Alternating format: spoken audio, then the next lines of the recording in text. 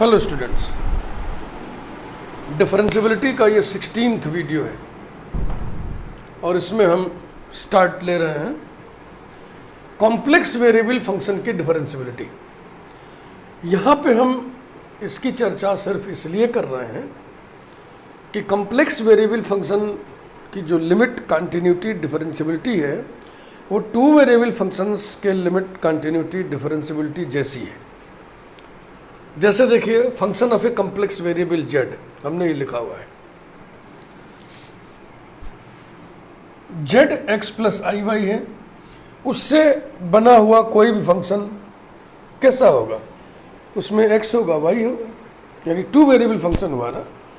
अब उसको अगर हम रियल पार्ट इमेजिनरी पार्ट में सेपरेट कर लें, माना कि उसका रियल पार्ट u है और इमेजिनरी पार्ट v है, तो किसी भी कॉम्प्लेक्स वेरिएबल फंक्शन को हम इस तरीके से रिप्रेजेंट कर सकते हैं। w equal to F of Z equal to u which is a function of X and Y plus i into v, v is a function of X and Y. तो two variable function का concept यहाँ पे involve होता है, इसलिए हम differentiability की चर्चा यहाँ पे कर देना मुनासिब समझते हैं। आइए डेफिनेशन लिखें कुछ। Derivative at a point z not f dash z not is defined by the limit z tends to z not f of z minus f of z not upon z minus z not.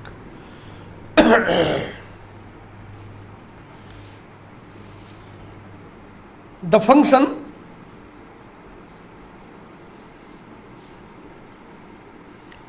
w equal to f of z is said to be differentiable या derivable at the point z naught if the limit f dash z naught, ये limit है ना, ये limit है, ये notation है, exists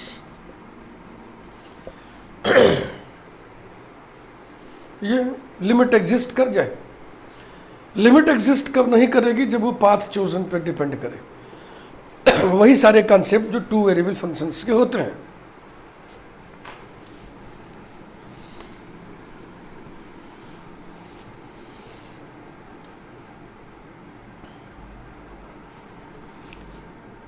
f of z is differentiable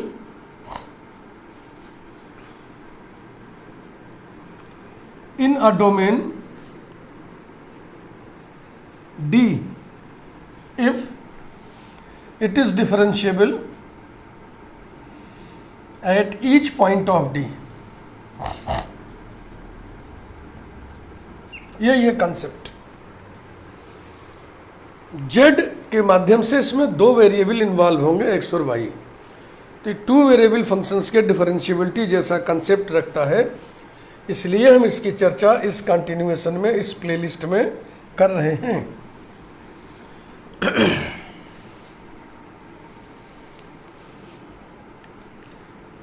अब concept लीजिए, derivative at z, z is general point, arbitrary point. इसके लिए ये फार्मूला डिजाइन किया गया, F dash Z equal to limit delta z tends to 0 f of z plus delta z minus f of z upon delta z। ये in general f dash z exists means f of z is differentiable at general point z if this limit exists।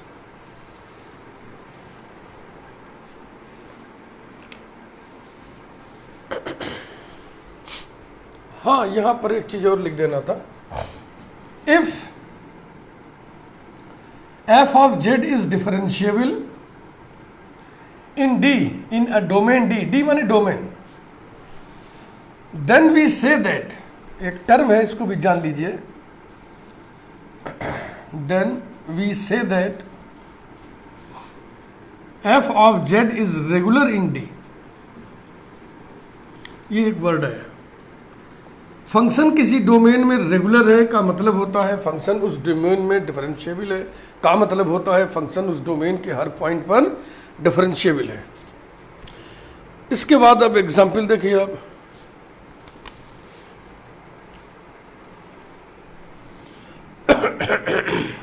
Example number 1, f of z equal to z bar is not differentiable, not derivable।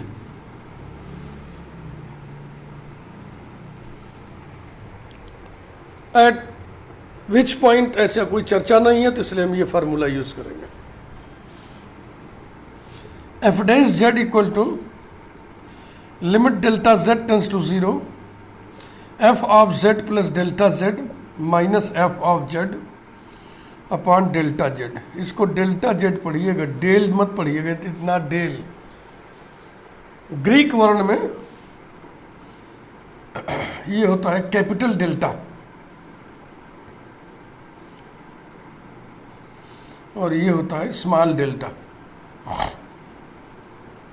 Greek वर्ण आपको Google पे उपलब्ध है, वहां पे देख लीजिए।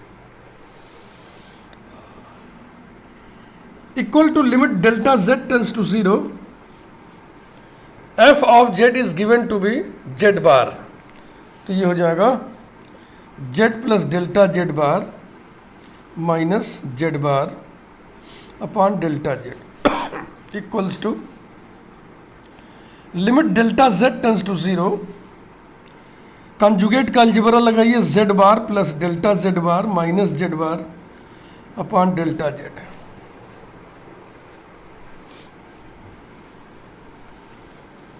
This will become limit delta Z tends to 0 delta Z bar upon delta Z number 1। आगे की योजना हम बता दें आपको।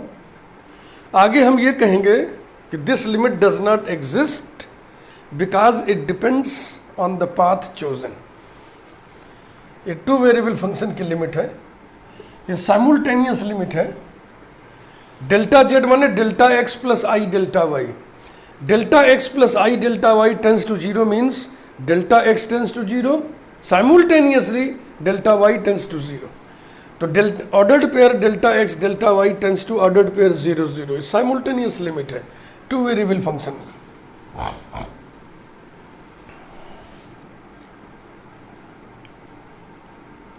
On the path x equal to 0, इस पाथ पर z equal to X plus I Y will become I Y. X 0 कर दिया, ठीक है। डेल्टा z बराबर हो जाएगा आई डेल्टा वाई। देयरफॉर ये लिमिट कैलकुलेट करें, f dash z equals to limit delta z tends to 0 means i delta Y tends to 0 means delta Y tends to 0। Delta z bar कितना होगा, minus i delta y upon delta z कितना है, आई delta Y. आई से आई cancel हो जाएगा, delta Y से delta Y cancel हो जाएगा। लिमिट कितनी आ गई, -1।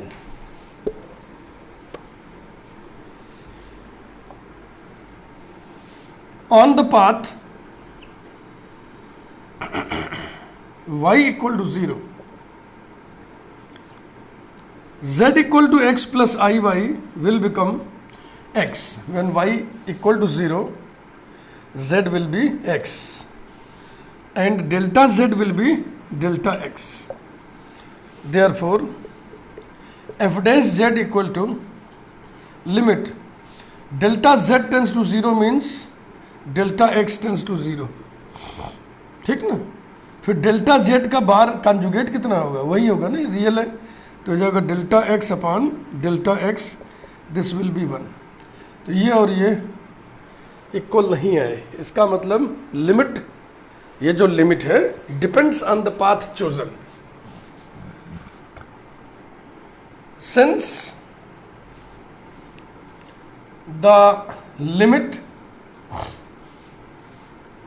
F dash Z equal to limit delta Z tends to 0 delta Z bar upon delta Z depends on the path chosen, depends on the path chosen, therefore it does not exist. It does not exist. Thus f of z equal to z bar is not differentiable. ये था पहला example.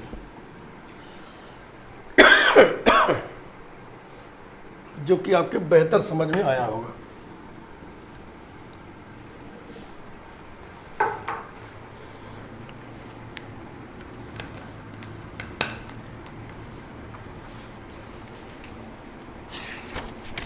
Example 2,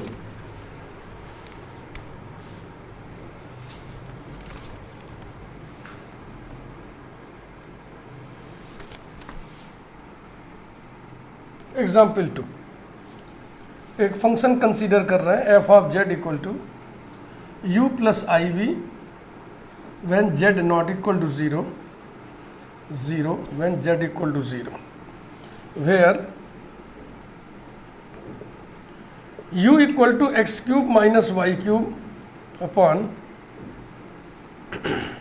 x square plus Y square, v equal to X cube plus Y cube upon x square plus y square, full stop. To show that f of z is not differentiable at z equal to 0. To show that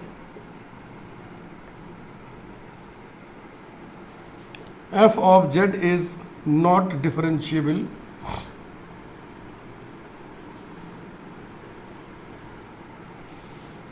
at z equal to 0.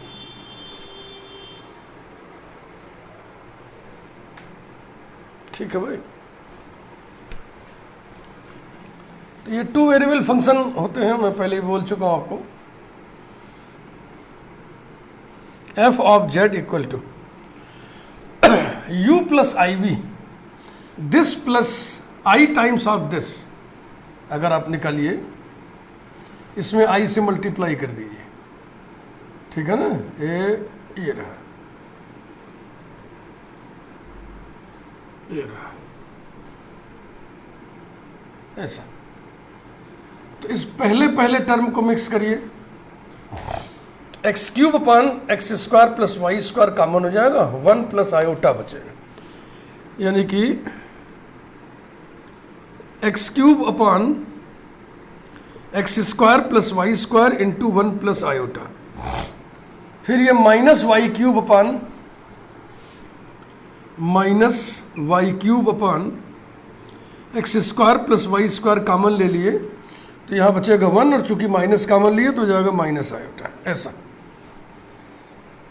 ये हो गया u plus I V जब z not equal to 0, यानी कि ordered pair x Y not equal to ordered pair 0, 0, and this is 0 when z equal to 0, z माने 0 माने x भी 0 y भी 0, यानी कि ordered pair x Y equal to ordered pair 0, 0। यह देखिए इस चीज़ को हमने कैसे 2 वेरिएबल फंक्शन में एकदम क्लियर कट चेंज कर दिया, ठीक। 0 पर डिफरेंशियबिलिटी चेक करनी है पॉइंट पर। F dash 0 is equal to limit z tends to 0 F of z minus F of 0 upon z minus 0 equals to limit z tends to 0 f of z minus 0, f of 0 is given to be 0, when z is 0 f of z is 0, ये लिखा है upon z। तो ये limit हो गया, limit z tends to 0 माने ordered pair x y tends to ordered pair 0, 0, 1 upon z माने 1 upon x plus I y into f of z, f of z ये लिखा हुआ है x cube upon x square plus Y square into 1 plus i minus Y cube upon x square plus Y square into 1 minus i, ये रहा। Path choose करना है, path y का मान m और x के माध्यम से हम चूज करते हैं। वैसा ना कर करके हम लोग कुछ मुख्य पाथ होते हैं ना, x equal to 0, y equal to 0, y equal to x, इन पर भी हम ट्रायल ले सकते हैं। यहाँ पे on the path x equal to 0, इस पाथ पर f डैश 0 बराबर क्या होगा? जब आप x 0 कर देंगे तो y बचेगा, तो लिमिट हो जाएगा y tends to 0, 1 upon x 0 करते चलिए सब जगह, i y ब्रैकेट में, x 0 करोगे तो टर्म में 0 हो गया, minus y cube upon y square 1 minus I equals to limit y tends to 0, ये माइनस बचेगा और 1 अपान आई बचेगा और 1 माइनस आई बचेगा। क्यों भाई? This into this Y cube इससे कैंसिल हो गया। फिर इसकी लिमिट आ गई इतना ही जितनी लिखी हुई है, minus 1 minus iota upon iota, this is equal to iota into 1 minus iota. 1 upon iota minus iota होता है, पता है ना सबको। 1 upon iota is equal to iota से ऊपर नीचे मल्टीप्लाई कर दिया तो जाएगा iota upon -1 equal to minus iota. तो अब ये कितना आ गया?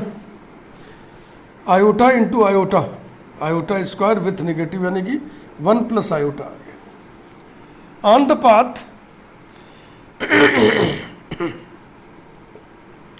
y इक्वल टू 0, अब इसमें y 0 करते चलिए, तो F dash 0 is equal to y 0 कर देंगे तो x बचेगा, x टेंस टू 0, y 0 करो भैया, तो 1 upon x with in the bracket x cube into 1 plus iota upon x square, y 0 कर दिया, दूसरा टर्म ही 0 हो गया, माइनस 0 इक्वल्स टू, ये कैंसिल हो गया, बचेगा सिर्फ 1 प्लस आयोटा। ये दुर्भाग्य देखिए दोनों बराबर आ गए। तो हम तीसरा प्रिंसिपल पाथ है उसको भी जरा देख लें एक बार ट्रायल करके।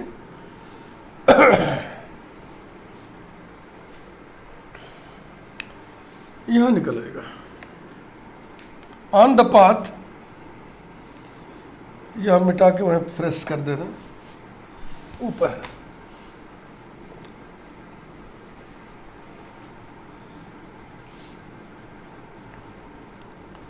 On the path y equal to x, यानी y को x कर दो तो y खत्म हो जाएगा, x में सब चीज हो जाएगा।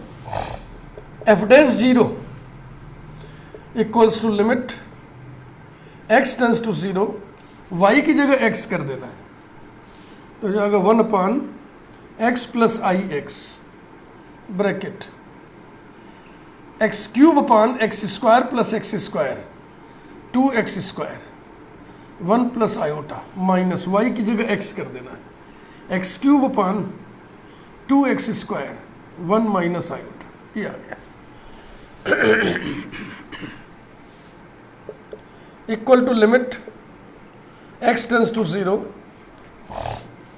देखो यहाँ x कॉमन होगा, यहाँ x बचेगा, यहाँ x बचेगा, कैंसिल हो जाएगा, आ जाएगा 1 अपान 1 प्लस आयोटा, ठीक ना, और अंदर 1 plus iota upon 2 minus 1 minus iota upon 2 equal to, अब x इक्वल टू 0 रखोगे, x से फ्री हो गया, this will be 1 upon 1 plus iota within the bracket 1 upon 2, फिर bracket 1 plus iota minus 1 plus iota, ये रहा 1 1 cancel हो गया, equal to 1 upon 1 plus iota, अब ये 2 आयोटा माइनस सिर्फ iota into iota equal to iota into conjugate से ऊपर नीचे गुणा कर दें, 1 minus iota upon 2 equal to minus I square 1 1 plus iota upon 2, ये देखो। तो जो पिछले दो पाथ पर वैल्यू आई थी वो वैल्यू नहीं आई, 1 प्लस आयोटा अपॉन 2 इस पे वैल्यू आई। एक बार चेक कर लें, बिल्कुल सही। इसके बाद वही सेंटेंस लिखिए, सिंस द एबव लिमिट, अब लिमिट बड़ा भारी है ना, कौन इतना बड़ा लिखे, since the above limit depends on the path chosen, depends on the path chosen, therefore it does not exist, it does not exist, ये लिमिट एग्जिस्ट नहीं करेगी और इसलिए फंक्शन z इक्वल टू 0 पर डिफरेंशिएबल नहीं है, and hence f of z is not differentiable at z equal to 0 ना। तो देखो यहाँ हम इस तरीके से इसको चेंज इसी कर दिए कि आपको फील उठे कि वास्तव में जो कंसेप्ट है कॉम्प्लेक्स वेरिएबल फंक्शन का, ये 2 वेरिएबल फंक्शन वाला ही है, उससे अलग कुछ नहीं है। यानी अगर 2 वेरिएबल फंक्शन के लिमिट का कंसेप्ट आपको नहीं क्लियर है तो आप ये चीज़ नहीं समझ पाएंगे। आगे चल के थ्योरम देखिएगा, वहाँ भी 2 वेरिएबल फंक्शंस की थ्योरम आपको ज़रूरत पड़ेगी।